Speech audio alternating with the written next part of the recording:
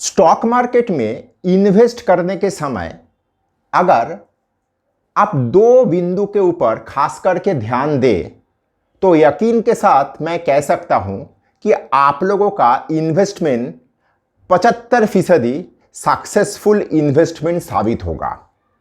आज का इस एपिसोड में हम लोग ये खास दो बिंदु के ऊपर चर्चा करेंगे।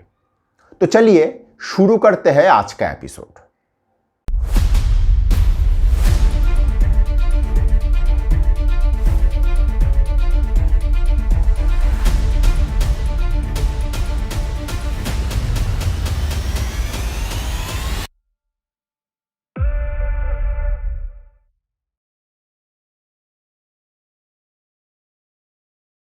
सही समझे, दो बिंदु। हम लोग शेयर में इन्वेस्ट करने के समय टेक्निकल एनालिसिस करते हैं, फंडामेंटल एनालिसिस करते हैं। अगर आता है तो हम लोग बहुत प्रकार का एनालिसिस करते हुए कोई एक शेयर में अपना इन्वेस्टमेंट का अभियान शुरू करते हैं। लेकिन यकीन मानिए, हम लोग इन्वेस्टमेंट करने के समय कुछ नॉन टेक्निकल या नॉन फंडामेंटल बिंदु के ऊपर अगर ध्यान दें तो वो आपका इन्वेस्टमेंट को एक अलग प्रकार का चमक दे सकता है। क्या है ये दो बिंदु? सबसे पहले आप देखिए, इसमें ओवर ओनरशिप है कि नहीं। दूसरा, ये एक्सपेंसिव है कि नहीं। अब एक एक करके इन दोनों बिंदु को हम विश्लेषण करेंगे। पहला चीज, ओवर ओनरशिप है कि नहीं, अर्थात उस शेयर में गांव भर का पोजीशन है कि नहीं। कैसे पता चलेगा? मैं किसी से पूछूं, यार तेरे पास डीपी में क्या है, मुझे लिस्ट दे, वो थोड़ी ना मुझे देगा।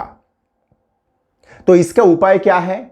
आप लोगों को बहुत पहले मैं किसी एक एपिसोड में एक टेक्निक दिखाया था या सिखाया था कि मैंने मेरा शुरुआती जीवन में मार्केट का किसी व्यक्ति से किस तरीके से मार्केट का ओवरबॉट या ओवरसोल्ड समझने का तरीका, एकदम घरेलू पुराने ख्यालात का लोगों का एकदम पुराना टिकाऊ तरीका, वे तरीका को अगर हम लोग अपना इन्वेस्टमेंट में लाए तो यकीन मानिए आपको थोड़ा बहुत धारणा, स्पष्ट धारणा आ ही जाएगा इसमें ओवर ओनरशिप है कि नहीं। कैसे? देखिए, आप में से हर कोई किसी ना किसी ब्रोकर के पास अपना अकाउंट मेंटेन करते हो। तो ब्रोकर के पास अपना अकाउंट जब मेंटेन करते हो तो ब्रोकर के घर में अवश्य आप लोग जाते हो।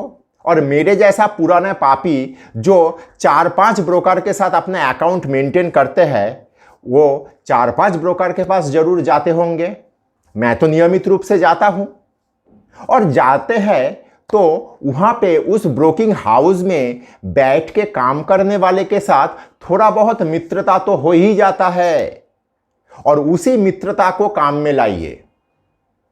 आप कुछ ना करें, इन सब व्यक्तियों के साथ नियमित रूप से संबंध बनाए रखें। उन लोगों से पूछिए, यार फलाना शेयर का क्या लगता है। आप यकीन मानिए, अगर उसके पास इसका पोजीशन होगा तो बातचीत के माध्यम से आपको पता चल ही जाएगा। दूसरा चीज, वही घूम फिर के एक और बात आ जाता है। मेरा एक मंडली मेंटेन करता हूं। कलकत्ता स्टॉक एक्सचेंज तो खैर आज के तारीख में है नहीं, लेकिन बिल्डिंग रह गया है। उस एरिया में ब्रोकर लोगों का एक अद्भुत मोहल्ला जैसा है। वहां पे नियमित रूप से मैं जाता हूं और पुराने दोस्त लोगों के साथ मुलाकात करता हूं। हम लोग चाय पे चर्चा करते हैं। मोदी जी ही अकेला चाय पे चर्चा नहीं करते हैं, हम लोग भी करते हैं। और उस चाय का चर्चे में ये बात निखर के आ जाता है कि इसमें क्या खबर अवेलेबल है। और एक चीज हमेशा याद रखिए, थोड़ा न्यूज़पेपर, न्यूज़ चैनल, यूट्यूब, ये सब चीज के ऊपर थोड़ा नजर रखिए। इसमें कोई एक शेयर के बारे में ज़्यादा अगर चर्चा हो रहा है, लेने का सुझाव आ रहा है, तो यकीन मानिए ये शेयर में ओवर ओनरशिप तैयार हो रहा है या हो चुका है। उदाहरण चाहते हो वो भी दे सकता हूं। पिछले साल 2 शेयर बहुत सुंदर चल रहा था। एक का नाम था IRCTC, दूसरे का नाम था IEX, इंडियन एनर्जी एक्सचेंज। आज के तारीख में ये दोनों शेयर ही घिसे पीटे तरीके से रह रहा है मार्केट में। किसी का उसमें कोई इंटरेस्ट ही नहीं है। क्यों नहीं है? क्योंकि गांव उसमें फंसा पड़ा है। यकीन मानिए, जो चीज में रिटेल का पार्टिसिपेशन अधिक मात्रा में हो जाता है वो शेयर चलता नहीं है। ये चीज हमेशा इन्वेस्टमेंट करने के लिए दिमाग में रखिए। सवाल आता है इन्वेस्टमेंट का, यहां पे डेफिनेशन क्या है? देखिए, एक चीज हमेशा याद रखिए, रामदेव अग्रवाल जी या राकेश झुनझुनवाला जी या विजय केडिया जी जिस परिप्रेक्ष्य में इन्वेस्टमेंट करते थे या करते हैं, आज के तारीख में हम लोगों का जेनरेशन उस तरीके से इन्वेस्टमेंट नहीं कर सकता। वे लोग एक शेयर में पोजीशन लेके 20-20 साल रख सकते थे, हम लोग नहीं रख पाते हैं। हम लोगों के लिए इन्वेस्टमेंट का पैमाना है, 1 साल अगर रख लिए, 2 साल अगर रख लिए तो मतलब बहुत रख लिए। तो अगर 1 साल 2 साल का व्यू में अगर कोई शेयर में इन्वेस्टमेंट करने का या हम लोगों के डेफिनेशन में इन्वेस्टमेंट होता है तो ये बिंदु खास करके दिमाग में रखिए कि ओवर ओनरशिप है कि नहीं, इसके ऊपर थोड़ा जांच पड़ताल करना चाहिए। अब दूसरा बिंदु क्या है? दूसरा बिंदु है एक्सपेंसिव है कि नहीं। आप लोग देखे होंगे मार्केट में हम लोग जब काम करते हैं तो हम लोगों को लगता है कोई एक शेयर बहुत बढ़ गया है, इसमें पोजीशन लेना उचित नहीं है। ये हम लोग अपने अंदर बात जब करते हैं ये सारा का बात उभर के आता ही है। लेकिन हम लोग हमेशा याद रखें, जो चीज हमको खुद को एक्सपेंसिव लग रहा है तो ये गांव में बहुतों को एक्सपेंसिव लग रहा है। मतलब गांव वो शेयर में पोजीशन लेने के लिए कतरा रहा है, हाथ डालने में झिझक रहा है। तो जो चीज में रिटेल हाथ डालने में झिझक रहा है वो शेयर और बढ़ेगा। ये बिंदु हमेशा दिमाग में रखिए। आप लोग अगर चार्ट खोल के देखेंगे टिमकेन इंडिया, आप लोग अगर चार्ट खोल के देखेंगे क्यूमेंस इंडिया, ये शेयर हालांकि चला है, काफी चला है, ये शेयर और भी चल सकता है। ये मात्र उदाहरण के तौर पे कह रहा हूं, कोई रिकमेंडेशन नहीं है। क्यों ये इसमें और चलने का गुंजाइश है? क्योंकि रिटेल इसके अंदर हाथ डालने में डरता है, क्योंकि रिटेल को लगता है कि ये शेयर इतना बढ़ गया और क्या बढ़ेगा। कोई नया शेयर को हाथ लगाओ जिसमें बढ़ने का गुंजाइश है। बढ़ने का गुंजाइश है ये ठीक करने का या इसका डिसीजन लेने वाला आप, मैं, हम सब कौन होते हैं? मार्केट में कोई भी शेयर का चलना ना चलना एक साइंस है। इस विज्ञान को समझने का कोशिश करें। अगर किसी तरीके से आप इस विज्ञान को समझ लिए, इंसान का मनोविज्ञान को पढ़ लिए, तो यकीन मानिए आप लोगों का बहुत फायदा हो सकता है। अगर वीडियो आप यहां तक देख चुके हो तो कृपया लाइक और सब्सक्राइब करिए और दोस्तों के साथ शेयर करिए, क्योंकि खुशियां और ज्ञान बांटने से बढ़ता है। दूसरा बिंदु के लिए भी मेरे पास एक उदाहरण है।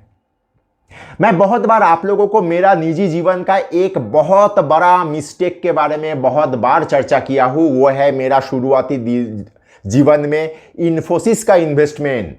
वाजपेयी जी, एक वोट से सरकार गिर गया था, वाजपेयी जी का सरकार, मेरे हाथ से इन्फोसिस का शेयर चला गया था। फिर इन्फोसिस जब अपना रान शुरू किया, मैं हमेशा ये सोचता रहा काफ़ी बढ़ गया है, थोड़ा करेक्ट होने दे, थोड़ा मतलब काफ़ी बढ़ गया, एक बार करेक्ट हो तो मैं पोजीशन लूँ। और सिर्फ ये मैं नहीं सोच रहा था, मेरा भाई बंधु मित्र लोग भी मुझे यही सुझाव दे रहा था कि अच्छा बहुत बढ़ गया है, थोड़ा करेक्ट तो होने दे, थोड़ा ठंडा होने दे। इन्फोसिस ठंडा हुआ ही नहीं, इन्फोसिस गरम और गरम और गरम होते होते सूरज बन गया।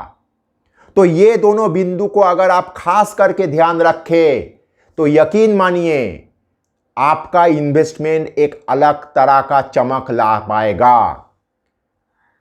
दोबारा दोहरा देता हूं, पहला चीज ओवर ओनरशिप को थोड़ा जांचिए। दूसरा चीज, जो शेयर लेने में आपको झिझक हो रहा है, मतलब गांव को भी उसमें घुटन सा महसूस हो रहा है कि बहुत बढ़ गया है और नहीं बढ़ सकता, यहां से हाथ खींच के रखो, तो उसी में पोजीशन बनाइए। वो बाहुबली में जब वो रणनीति तैयार हो रहा था ना, तो बाहुबली कहा था कि हम लोगों का युद्ध कला होगा त्रिशूल व्यू, तो त्रिशूल व्यू कोई पढ़ा नहीं तो यकीनन कालकेय ने भी नहीं पढ़ा। वही टेक्निक यहाँ पे काम में लाइए। जो चीज़ लेने में आपको झिझक हो रहा है, ये लग रहा है कि बहुत बढ़ गया है और बढ़ने का गुंजाइश नहीं है, तो यकीन मानिए गांव भी यही सोच रहा है, तभी उसमें पोजीशन बनाइए, पैसा मिलेगा। और जो खबर पूरा गांव भर में सबके पास है वो शेयर कभी नहीं चलेगा। मेरा इस 2 बिंदु को दिमाग में रखते हुए इन्वेस्टमेंट का प्लान बनाइए, सक्सेस मिलेगा। धन्यवाद। नमस्कार, मैं विपुल और अर्थशास्त्र में आप सबका स्वागत है। अगर आप लोगों को टेक्निकल का एनालिसिस, सॉफ्टवेयर, डेटा संबंधित किसी भी जानकारी का आवश्यकता है तो आप स्क्रीन में दिए हुए इस नंबर पे हम लोगों के साथ संपर्क कर सकते हो। हम लोगों का 20 साल का अनुभवों का फ़ायदा उठाइए।